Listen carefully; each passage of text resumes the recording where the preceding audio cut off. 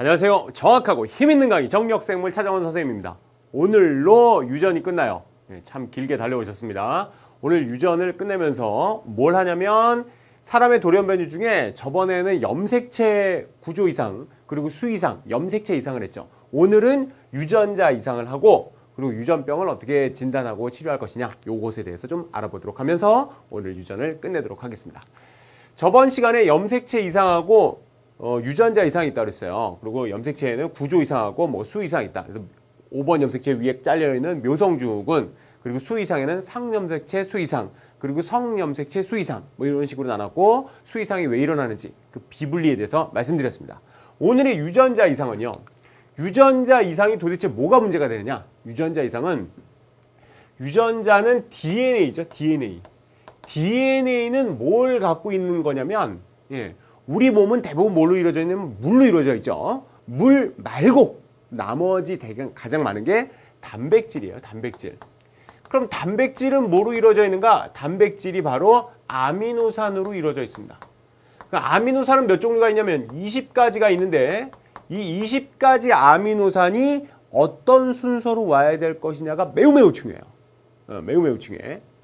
그래서 예를 들면 1번 오고 여러분들이 원래 20가지 아미노산이 다 이름이 있습니다만 여러분들이 20가지 아미노산 이름을 다 알 필요도 없고 뭐 그러니까 1번 오고 17번 오고 17번 오고 뭐 13번 오고 4번 오고 5번 오고 뭐 등등등등 가서 요게 아미노산들이 펩타이드 결합으로 다 연결돼서 하나의 단백질을 이룬다면 얘가 1번 와야 되고 17번이 와야 되고 17번이 와야 되고 13번이 와야 되고 등등등등의 아미노산이 와야 되는 순서에 대한 정보를 누가 갖고 있는 거냐면 그게 바로 DNA가 갖고 있는 겁니다.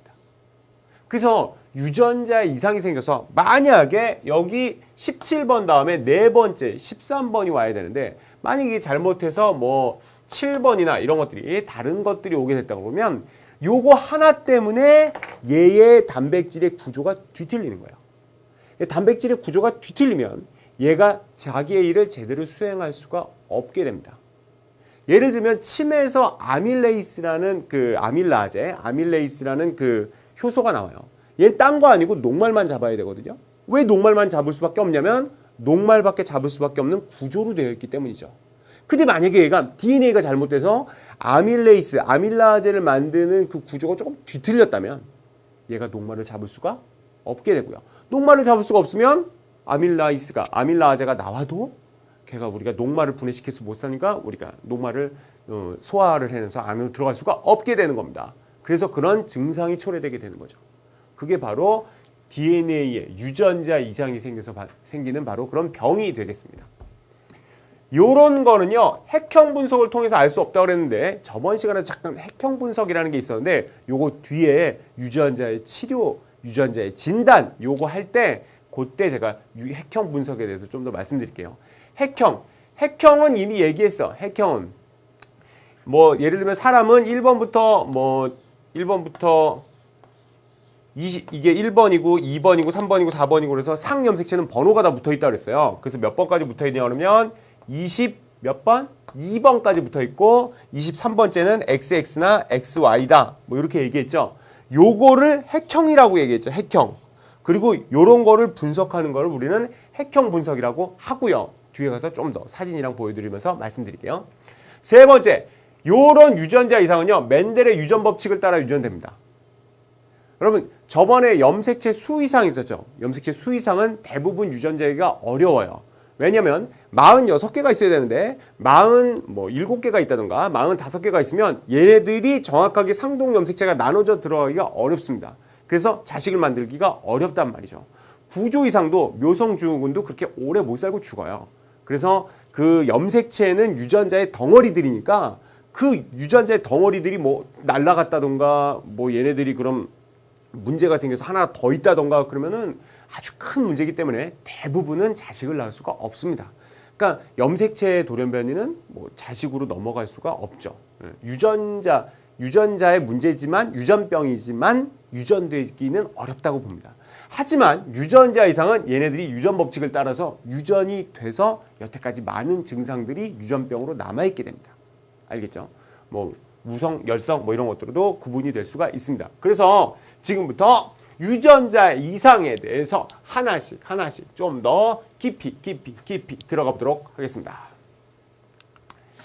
유전자 이상 첫 번째가 뭐냐면 제일 유명한 게 겸형적혈구 빈혈증이에요. 예. 적혈구가 어떤 모양이냐면 원래 이렇게 동그랗게 이렇게 생겼어야 되잖아. 근데 얘가 무슨 모양인지 이렇게 낫 모양, 이렇게 낫질한다 뭐 이런 거 들어봤나요? 그래서 낫겸자를 쓴 거예요. 그래서 책마다 겸형적혈구라고 돼 있는 데도 있고 낫 모양 적혈구라고 돼 있는 데도 있습니다. 뭐 상관없어. 이거를 우리나라 말로 한 거니까, 한문으로 한 거니까. 낫 모양 적혈구, 겸형적혈구. 요거는 상염색체의 열성 유전입니다. 그러니까 열성으로 유전이 되는 거예요. 그러니까 예를 들면 겸형적혈구 이렇게 돼 있는 정상으로 돼 열성이니까 이거 정상이란 말이죠. 거의 정상이고 요것도 아마 거의 정상일 거예요. 이렇게 해서 나온 사람은 스몰 A로 나올 수가 있겠죠. 이런 사람은 아주 극심한 겸형적혈구 빈혈증으로 좀 일찍 죽어버리는 경우도 있고요. 좀 산다고 하셔도 30살, 40살 넘어서 오래 살기는 좀 어려우십니다. 요런 거는 왜 일어났냐면 아까도 계속 말씀드렸지만 DNA의 문제는 아미노산의 순서에 문제가 오는 것이다 라고 말씀드리죠. 그래서 이게 바로 아미노산들이에요. 발린, 히스티딘, 류신, 스레오닌, 프롤린, 글루탐산이라는 게 여기 1번, 2번, 3번, 4번, 5번, 6번 6번째 자리에 글루탐산이라는 아미노산이 와야지 정상적으로 헤모글로빈이 정상적으로 만들어집니다. 정상적으로 만들어서 여기 헤모글로빈이 이렇게 군데 잘 퍼져 있게 돼요. 그게 정상적인 건데 겸형적혈구 빈혈증은 어떤 문제가 생기냐면 이게 헤모글로빈의 베타 체인이라는 데가 있는데 글로빈 단백질의 베타 체인이라는 데가 있는데 그렇게 깊이 알 필요는 없고 하여튼 거기에 여기를 이루는데 6번째에 글루탐산이 안 오고 발린이라는 애가 온 거예요. 그래서 요것 때문에 모양이 조금 잘못됐어. 아주 조금 잘못돼서 요 헤모글로빈들이 이렇게 퍼져 있질 못하고 적혈구 안에 얘네들끼리 서로 붙어요. 헤모글로빈끼리 붙어갖고서는 지네들끼리 이렇게 뭉쳐 있는 거야. 이렇게 퍼져 있어야지만 헤모글로빈을 되게 HB라고 이렇게 표시하는데 헤모글로빈이 산소들이랑 이렇게 붙어줘 갖고 산소 헤모글로빈을 구성해서 이렇게 산소를 잘 들고 다닐 수가 있는데 얘네들이 이렇게 뭉쳐버렸으니 산소를 잘 가지고 다닐 수가 없더란 말이죠. 그래서 빈혈증이 일어납니다. 산소가 부족하게 되니까. 그래서 산소 운반 능력이 매우 떨어지게 되고 그래서 결국은 좀 일찍 죽거나 아니면 악성 빈혈을 계속 안고 살아가야 되는 문제가 벌어지게 되는 거죠. 약간 여담인데 요거의 겸형적혈구의 장점이 하나 있습니다. 장점이 뭐냐면 말라리아라고 들어봤어요? 말라리아 병원충이 있는데 걔가 기생충이에요. 기생충인데 어디에 기생하는 거냐면 적혈구에 기생하는 거거든요. 근데 이렇게 포동포동한 적혈구에는 말라리아가 잘 기생합니다만 이런 난 모양의 적혈구에는 말라리아 병원충이 잘 기생할 수가 없어요. 그래서 조금 겸형적혈구 빈혈증을 약하게 앓고 있는 사람은 오히려 말라리아에 대해서 좀 더 저항성이 있습니다. 뭐 이런 건 여담이었어요. 논술로 몇 번 나왔어. 이렇게 상염색체 열성 유전으로 가장 유명한 거는 겸형적혈구 빈혈증이다. 또 하나는 페닐케톤혈증이에요. 이거를 줄여서 뭐라고 그러냐면 페닐케톤 요가 오줌이라고 그러는데 오줌을 우라인이라고 그래요. 그래서 줄여서 PKU라고 합니다. 페닐케톤혈증. 이 페닐케톤혈증도 상염색체 열성 유전인데 아까 그 겸형적혈구 빈혈증처럼 페닐알라닌이라는 아미노산 중에 페닐알라닌이라는 게 있어요. 그럼 페닐알라닌이 들어오면 이걸 티로신이라는 또 다른 아미노산이 있는데 요 아미노산을 요 아미노산으로 바꿔주는 효소에 문제가 온 거예요. 이 효소도 단백질로 이루어져 있는데 이 효소를 코딩하고 있는 유전자의 서열이 또 문제가 생겨서 이 효소가 제대로 만들어지질 못한 겁니다. 그래서 여기 보시면 이게 뭐냐면 이 빨간 게 이게 페닐알라닌이야. PHE. 여기 페닐알라닌인데 이 페닐알라닌이 이 페닐알라닌 이 효소에 의해서 이 티로신, 사이로신으로 바뀌어져야 돼요. 바뀌어져야지 이제 정상적으로 이렇게 갈 텐데 이게 잘못된 거지. 이 효소가 제대로 안 나온 거예요. 유전자의 이상으로. 그래서 얘가 이렇게 티로신으로 변형되지를 못하게 되는 거죠. 못하게 되니까 우리 몸에 페닐알라닌이 많이 쌓여. 페닐알라닌이 많이 쌓이면 이게 페닐케톤으로 바뀌어요. 그래서 페닐케톤이 피에 많아져. 많아져서 나중에는 중추신경계, 뇌하고 척수에 나중에 이상을 점점 초래하게 됩니다. 애가 어릴 때는 그렇게 크게 문제가 없는데 애가 나온 다음부터 생후 24개월까지 머리랑 이런 것들이 잘 발달이 돼야 되는데 그런 것들이 발달이 늦어지게 됩니다. 그래서 결국은 5살 이상 6살 넘어갈수록 지능이 떨어지게 되고 중추신경 발달도 조금 저하되겠죠. 그래서 이런 페닐케톤 요증이 상당히 문제입니다. 문제지만 애가 태어났을 때 신생아 검사라는 게 있어. 신생아 검사라는 걸로 그 페닐케톤 요증을 이렇게 딱 봐서 알게 되면 페닐알라닌이 안 들어간 음식을 애가 한 만 5세 전까지 페닐알라닌이 극도로 적은 음식만 먹여줍니다. 페닐알라닌이 거의 없는 단백질만 돼 있는 걸. 그러면 걔가 거의 정상적으로 자랄 수가 있습니다. 물론 몸에 페닐케톤은 많이 쌓여요. 많이 쌓이지만 그 중추신경계가 정상적으로 나타나니까 그다음 잘 만들어졌으니까 그 초기에만 조심하면 되는 거거든.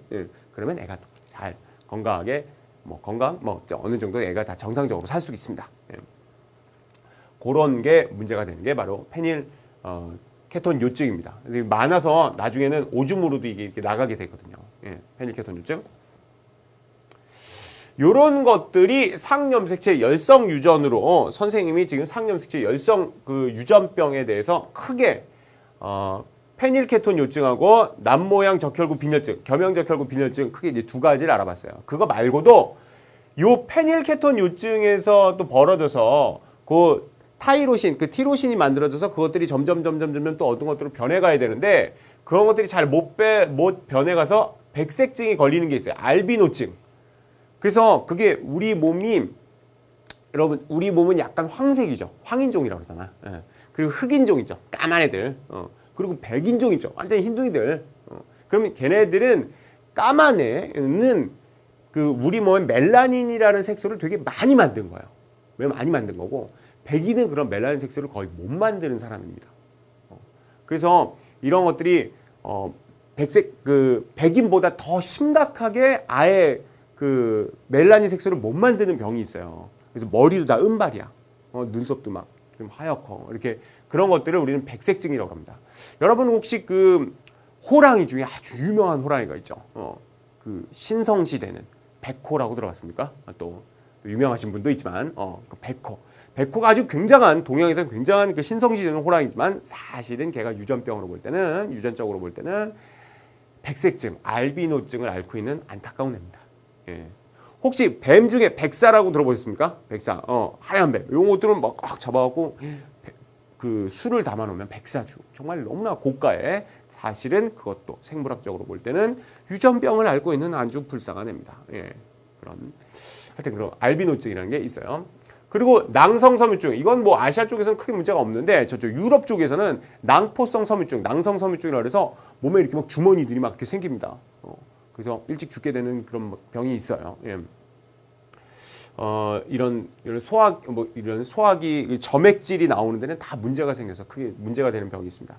태이삭병이라고 해서 지질이 축축돼서 지질을 우리 몸에 지방을 분해해주는 그런 효소가 있어줘야 되는데 그런 효소가 제대로 만들어지질 못해서 지질이 특히나 뇌에 지방이 점점 쌓여서 그러니까 이런 살들이 뇌에도 차는 거야. 그래서 결국 죽게 되는 참 안타까운 병이죠. 이런 태이삭병. 이런 것들이 상염색체 열성 유전입니다. 그 다음에 상염색체 우성 유전도 있어. 상염색체 우성 유전 중에 교과서에 나와 있는 가장 유명한 거는 헌팅턴 무도병이에요. 무도병. 여기 춤춘다 무도병이야. 누가 발견했겠어? 헌팅턴이라는 사람이 1800년대에 발견한 병이에요. 요게 뭐냐면 상염색체 우성 유전인데 왜 이런 무도병, 춤추는 이런 병이 되냐면 얘가 30살, 빠르면 30살, 늦으면 한 중년 이후, 그러니까 40살이 넘어가면서부터 뇌가 이게 정상적인 뇌고 헌팅턴 무도병을 앓고 있는 사람이 뇌예요. 벌써 여기 구멍이 뻥뻥 뚫렸죠 지금 이렇게. 구멍이 커. 이런 구멍이 크게 되면서 뇌가 심각하게 빨리 죽어가는 겁니다. 빨리 죽어가는데 몸의 그 통제력을 잃어버려서 그냥 가만히 있지 못하고 그냥 막 이렇게 되는. 그래서 야 너 왜 춤추기 시작하니? 그래서 헌팅턴 그리고 이걸 뭐라고 읽어야 되나? 그리스어인데 코레아? 초레아? 예. 코리아는 아니야. 예. 초레아. 그래서 요게 헌팅턴 무도 춤추는 병이다. 그래서 이렇게 얘기해야 되는데 상당히 안타까운 병이죠. 기억력과 판단력이 빨리 흐려지면서 치매가 빨리 와서 이제 죽게 되는 병입니다. 중년 이후에 신경계 점진적 퇴화가 일어나서 결국은 죽게 되는 병이죠. 요런 것들이 상념색체 우성유전이고, 상념색체 우성유전은 그렇게 어렸을 때 심각한 병이 없습니다. 왜냐하면 상념색체 우성으로 심각한 병이라면 얘는 이미 그 유전자는 이미 어떻게 됐겠어? 이미 발병을 했을 때 다 죽어버렸겠지. 그러니까 유전이 안 돼. 헌팅턴 무도병 같은 경우는 중년 이후에 나타나니까 응응해서 이미 자식을 만들 수가 있잖아. 자식을 만들 수가 있으니까 자식을 만들고 유전이 된 다음에 그 다음에 증상이 일어나서 죽게 되는 병이란 말이죠. 그러니까 이런 것들은 유전적으로 계속 남을 수 있죠. 그러니까 우성유전병은 되게 늦게 발병하는 경우가 많습니다. 그리고 발병을 하도 좀 어느 정도 살아갈 수 있는 병, 그러니까 심각하지 않은 병, 요런 병들만 남아 있고, 어렸을 때부터 우성적으로 크게 유전병이 나타난다, 막 되게 심각한 유전병이다. 그러면 어릴 때입니다. 죽어버리니까 유전이 될 수가 없는 거죠. 뭐 그거 말고도 저 헌팅턴 무도병 얘기했는데 그거 말고도 다지증이라고 있습니다. 다지증. 손가락 5개잖아. 요쪽이나 요쪽에 손가락 하나 더 생기는 거야. 발가락에도 생기는 것들 애들이 있어. 우성입니다. 우성. 그리고 조루증. 급격하게 일기 막 죽어가는 겁니다. 예. 안타깝죠. 예. 그래서 여러분 나이답지 않게 되게 늙어 보이는 애 있죠. 예. 그건 그냥 노안이고요. 예. 그렇게 조루증 경우는 정말 심각한 병이죠. 연골 발육 부전증이라고 있어요. 그래서 일종의 외소증으로 팔다리가 짧고 이렇게 잘 못 자라는 애들이 있습니다. 좀 안타까운 병이죠. 이런 것들이 상념색체 우성유전입니다. 성념색체병도 있어요. 성념색체병도 있는데 성념색체 우성은 뭐 교과서에 잘 안 나와 있어서 성념색체 열성만 얘기하는데 생맹은 이미 말씀드렸어요. 제가 이미 이 앞에서 말씀을 드렸고요. 혈우병도 살짝 말씀드렸습니다. 그렇죠. 예. 그리고 근위축증이라고 점진적으로 근육을 잘 못 쓰게 돼서 결국은 죽어가는 병들이 있습니다. 제 주변에도 근위축증으로 돌아간 학생이 있었죠. 선생님 초반에 교사를 할 때 그때 저한테 과학을 배웠고 제가 그 잘 들어가던 반에 바로 그 옆반 부회장이었는데 여자였는데 결국은 근위축증으로. 결국은 이 병은 나중에 이 호흡기 그 근육을 통제를 못해서 호흡을 할 수가 없어서 결국은 질식해서 돌아가게 되는 그런 병입니다. 안타깝죠. 머리부터 먼저 막 빠져요. 머리 근육도 이 머리카락 근육을 잡아줄 수 있는 근육이 퇴화되기 때문에 머리카락도 많이 빠지게 되고 그렇게 가게 되는 정말 안타까운 병입니다. 이런 것들이 유전병이란 말이죠. 이런 유전병을 어떻게 진단할 수 있느냐? 초기에 진단하면 좋잖아. 초기에 진단해서 태아 때 있으면 이러면 안 되겠지만 태아 때부터 어떤 마음의 준비를 하고 애가 태어날 수 있다던가 아니면은 태아 때부터 감당을 못 하겠으면 뭐 낙태는 하면 안 되겠지만 뭐 어떤 그런 태아 때부터 이미 미리 알면 좀 좋지 않겠나 말이죠. 그래서 진단을 하는 방법이 있는데 첫 번째는 초음파 검사입니다. 여러분 봤죠? 뭐 이렇게 드라마 같은 데 보면 요런 거에 막 이렇게 돼 있는데 뭐 요만한 애가 이렇게 있잖아. 올챙이 같은 거 하나 있어갖고 얘가 우리 애를 막 되게 좋아하고 막 감격하는 거 있잖아요. 그게 바로 초음파 검사입니다. 이렇게 한번 해보신 분 있나? 초음파 검사는 굳이 뭐 임신해서 하는 게 아니에요. 그냥 뭐 근육이나 뭐 혈류나 이런 거 보려고도 할 수 있거든요. 그래서 뭐 젤 같은 거 이렇게 바르고 미끄덩하게 이렇게 막 문질러 봅니다. 문질러 봐서 그 안에 뭐가 있는지 이렇게 알게 되는 거죠. 음파를 쏴서.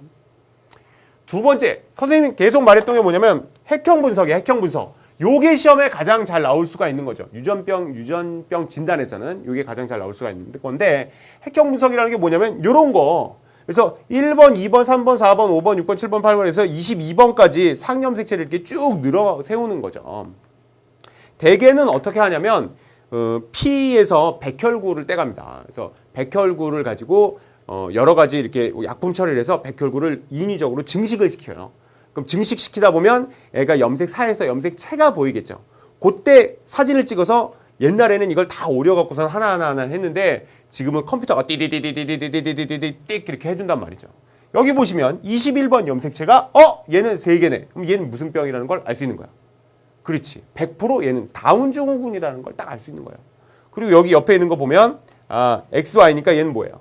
남자애구나. 이런 걸 알 수 있는 거죠. 만약에 이거 없더라도 이게 똑같은 게 크게 하나 또 있다면 이게 XX니까 얘는 여자구나. 이렇게 알 수 있겠죠. 또는 XXY다. 그러면 크라인펠터 증후군이구나. 이런 거 알 수 있겠고 이거 다 없고 이거 하나만 있으면 터너 증후군이구나. 등등등 알 수 있는 거란 말이야. 이런 것들이 바로 핵형 분석이죠. 선생님이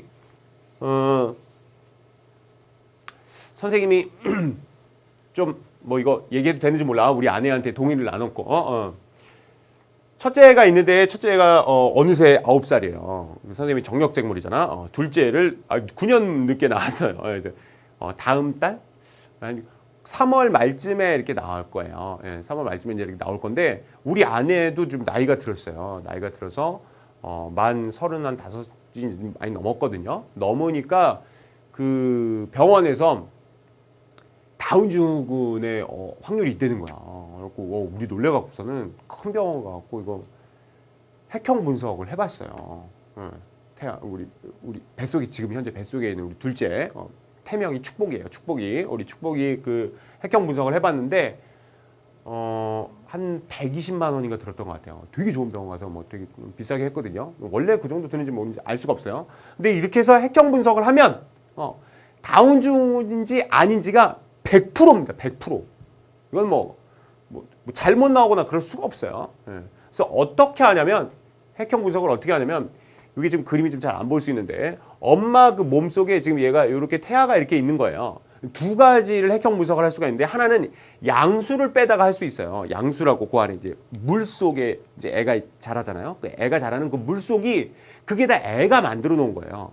자기가 처음에 만들어지는 건데 수정 난음부터. 그러니까 다 여기에 양수에 떠돌아다니는 애는 엄마 세포가 하나도 없어. 다 애기 세포야.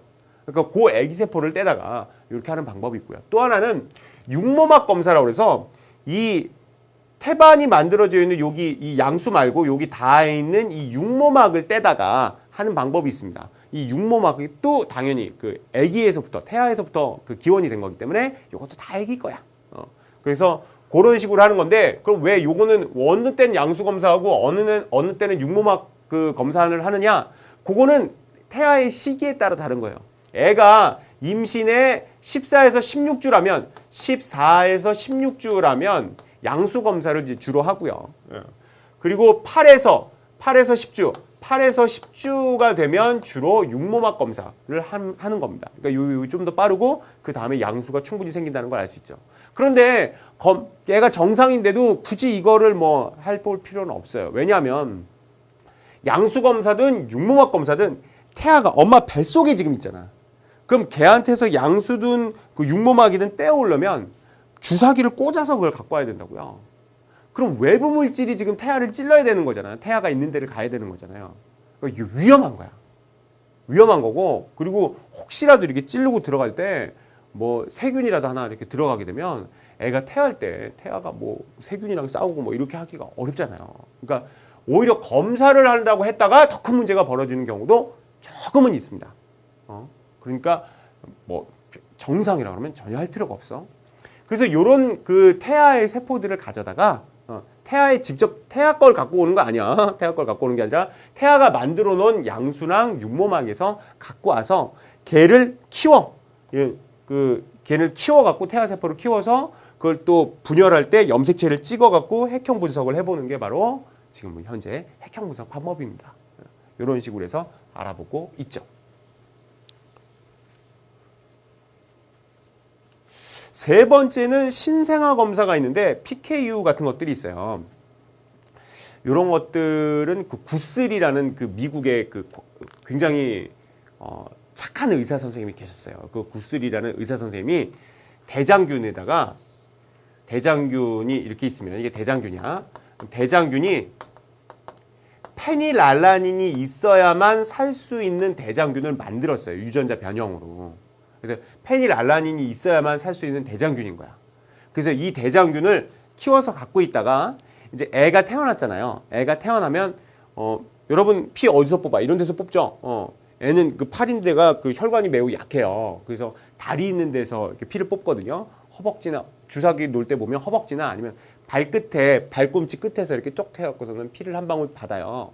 피를 한 방울 받아서 그 피를 한 방울을 이렇게 묻힌 다음에 여기에다가 페닐알라닌이 있어야만 페닐알라닌이 있어야만 살 수 있는 대장균을 여기다 뿌려요. 여기다 뿌리면 정상인에는 피에 페닐알라닌이 많아 적어. 거의 없거든요. 정상인은 거의 없어. 그럼 이 대장균 살겠어? 못 살겠어? 못 살고 죽어버리겠죠. 그런데 어떤 애 피를 떨어뜨려 봤더니 여기에 이 페닐알라닌이 있어야만 살 수 있는 대장균이 여기서 많이 살고 있어. 많이 살면 뭐야? 페닐알라닌이 얘 피에 많다는 거 아니에요? 그러면 페닐알라닌, 페닐케톤 요증이구나. 그런 거 알 수가 있어요. 요거를 구슬이라는 의사 선생님이 논문을 하고 특허를 등록을 시켜 놓으시고 정말 이분이 왜 제가 아까 초반에 착하다고 말씀드렸냐면 이분이 그거를 전 세계에 오픈을 했어요. 그래서 전 세계에서 페닐케톤 요증을 검사하는 것은 $1 정도면 합니다. 그러니까 1,000원 정도면 해. 이게 검사 중에서 아마 제일 싼 검사일 거야. 그분이 그렇게 자기의 여러분 신생아가 지금 얼마나 많이 태어나고 있는 줄 알아요? 제가 옛날에 들었던 게 60억에서 63억을 가고 있을 때 세계 인구가 51초마다 애가 한 명씩 태어난다고 그랬어요. 그럼 애가 한 명씩 태어날 때마다 한 번씩 찍을 때마다 만약에 그 검사를 10,000원이라고 한다고 그래봐. 그럼 애가 51초마다 내 통장에 10,000원씩 들어오는 거야. 그렇게는 안 되겠지. 왜냐면 뭐 로얄티만 들어올 테니까. 그럼 만약에 전세 51초마다 애가 한 명씩 태어나는데 내 통장에 뭐 1,000원, 500원이라도 들어온다고 생각해 보라고. 장난이 아닌 거거든 이거는. 근데 그 구슬이라는 그 의사 선생님이 전 세계 다 풀으셔갖고 아무리 가난하신 분이라도 요거는 이 대장균을 키울 수 있는 그거만 있으면 되기 때문에 전 세계에서 미국 같은 거는 아주 의료보험이 꽝인 나라거든요. 예. 그런 나라에서도 $1밖에 안 돼요. $1가 안 되나? $1밖에 안 됩니다. 그래서 참 본받을 만한 거죠. 여하튼 이런 식으로 신생아 검사를 해봅니다. 이렇게 해서 좀 태어나면 이렇게 뭐 좀 뾰족한 걸로 손바닥 발바닥 이렇게 긁어본단 말이야. 애들 이런 것도 하나의 검사야. 긁어봐서 애가 막 이렇게 돼 있으면 신경계가 잘 살아있구나 이렇게 알 수 있는 거죠. 등등등등의 신생아 검사를 해요. 이렇게 손에 지문을 보고도 이게 뭐 다운증후군이다 아니다라는 그런 걸 알 수 있는 그런 표문학이라는 검사가 있어요. 이런 등등등등을 해서 신생아 검사를 해서 애들을 유전병을 잘 진단합니다. 이런 유전자의 이상을 어떻게 치료할 것이냐? 사실은 치료 방법이 없어요. 치료 방법이 없는데 어떤 방법이 있냐면 유전자 치료 방법이 요즘 나와 있는 방법이 뭐냐면 바이러스가 갖고 있는 바이러스의 원래 유전자에다가 유전병이 유전자에 문제가 된 거잖아요. 굉장히 정상적인 제대로 된 유전자를 여기다가 유전자 재조합으로 집어넣는 거예요. 그러니까 유전학의 쾌거지. 그래서 요걸 여기다 이렇게 집어넣어서 요 바이러스 유전자에 정상 유전자가 들어갈 수 있는 그런 이상한 바이러스를 만드는 겁니다. 그리고 그 바이러스를 정상 조직 세포에 감염을 시켜서 요 유전자를 우리 사람 유전자 안에 들어갈 수 있도록 만드는 거예요. 그리고 얘를 물론 이거는 환자의 세포겠지. 그래서 요 환자의 세포를 이 환자의 조직에다가 넣어주는 겁니다. 예를 들면 골수에 문제가 있어. 백혈병이야. 골수에 문제가 있어요. 그러면 골수에다가 이런 바이러스의 그 백혈병을 일으키게 만드는 그 잘못된 유전자의 제대로 된 유전자를 여기다 집어넣는 거지. 여기다 이렇게 집어넣어서 이걸 만든 다음에 이 바이러스를 만들어서 그 환자의 골수에서 빼낸 잘못된 그 유전자를 갖고 있는 그 세포 있잖아요. 거기에다가 바이러스를 감염시켜서 그게 이렇게 감염되도록 하는 겁니다. 그 다음에 요 세포를 여기 골수 안에 다시 쏴주는 거죠. 정상적으로 이렇게 좀 잘 살 수 있도록. 이런 식으로 하는 유전자 치료가 있는데 치료 방법은 있습니다만 실제적으로 실용화돼서 사용되는 것은 매우 드뭅니다. 쉽지가 않아. 어려워요. 현재는. 이런 것들이 조금만 더 발전된다면 아주 좋은 일들이 정말 많이 있겠죠. 요즘 환경이 안 좋아서 그런지 제 주변에도 보면 애들이 정상적으로 태어나지 못하는 그래서 좀 어려운 경우들이 많이 있어요. 예를 들면 저 아는 의사 형이 있는데 본인이 의사야. 잘 나가는 의사야. 의사도 어려운 의사 있다. 근데 잘 나가는 의사인데 첫째는 아주 좋아. 애가 너무 좋은데 둘째 애가 머리에 혹이 이만한 게 그 초음파 검사 때 점점 혹이 커져서 결국에는 감당을 못 하겠다고. 그렇게 된 경우도 있고요. 뭐 되게 많아요. 여러분 그러니까 정말 먹는 거 주의하시고 특히 왜 여학생이야? 여학생 뭐 담배 이런 거 좀 하지 말고 술 이런 거 좀 하지 말고 여러분에게 주어지는 또 다른 아주 순수한 영혼들이 있어요. 그 영혼들을 또 잘 키울 생각들 하시고 좋은 건강한 가족을 잘 만드시기 바랍니다. 우리 좀 정리 한번 해볼게요. 개념 보강 단답형 문제 개보단 먹어보면 달라진다니까 유전자를 구성하는 DNA에 염기서열 변화로 일어나는 돌연변이 이런 걸 무슨 이상? 염색체 이상? 염색체 이상이 아니라 유전자 이상이라고 그러죠. 유전자 이상 돌연변이.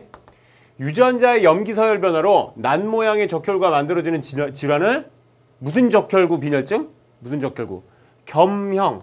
낫겸자를 써서 겸형 적혈구 또는 말 그대로 갖다 써도 돼. 난 모양 적혈구 빈혈증이라고 써도 맞는 얘기. 페닐알라닌을 타이로신으로 만들지 못해서 체내에 페닐알라닌 축적되어 중추신경계에 영향을 주는 유전병을 우리는 페닐 케톤 요증이라고 했어요. 페닐 케톤 요증. 페닐 케톤 요증. 이걸 줄여서 페닐 케톤 요 우라인. PKU라고 한다고 그러죠. 중년 이후에 신경계가 점진적으로 퇴화하여 몸의 움직임을 통제할 수가 없고 기억력과 판단력이 없어서 치매 증상이 나타나는 이런 유전병을 무슨 무도병? 헌팅턴이라는 애가 발견했다니까. 헌팅턴 무도병. 무도가 춤춘다 이런 말을 한다고 그랬죠. 춤추는 데를 우리 방송에서 뭐라 그래? 무도장이라고 그러잖아. 초음파를 이용하여 태아의 해부학적 기억 여부. 얘가 손가락이 더 있네 뭐 이런 것들 다리가 더 있네 아니 이런 건 너무 심하다 하여튼 그런 기억 여부를 진단하는 것을 태아 그럼 뭐 말대로 초음파 검사하는 거죠. 초음파 검사라고 한다고. 태아의 염색체 이상 여부를 진단하는 것을 무슨 분석?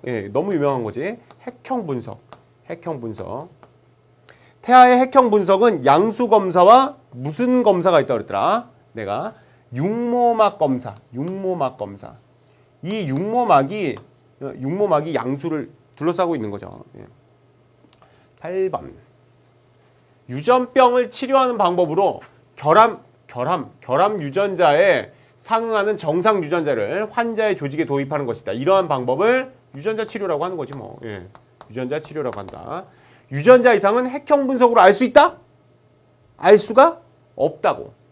그러니까 염색체가 이렇게 있는데 여기에 유전자의 DNA 서열이 DNA 염기 서열이 변화가 있다는 걸 우리가 도저히 알 수가 없죠. 그러니까 알 수 있다, 알 수 없다. 알 수 없어. 양수 검사와 육모막 검사로 태아의 핵형 분석을 항상 할 수 있다? 항상 하는 게 아니라 그랬지. 그 양수 검사하는 시기가 있고 육모막 검사하는 시기가 있고 시기별로 다르단 말이야. 언제나 할 수 있는 건 아니야. 안 돼. 그 다음에 다운 증후군은 태아의 적정 시기에 양수 검사로 알 수 있다.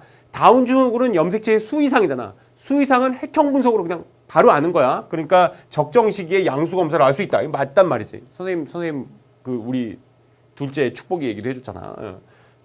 12번 알비노증은 태아의 적정 시기에 육모막 검사를 알 수 있다. 이 말에 가장 어려운 건 알비노증이지.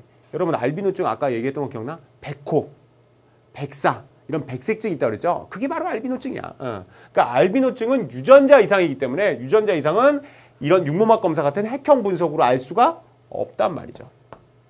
이거 하나만 오고 다 X였어요. 수고했습니다. 다음 시간에 또 계속 달려봐요.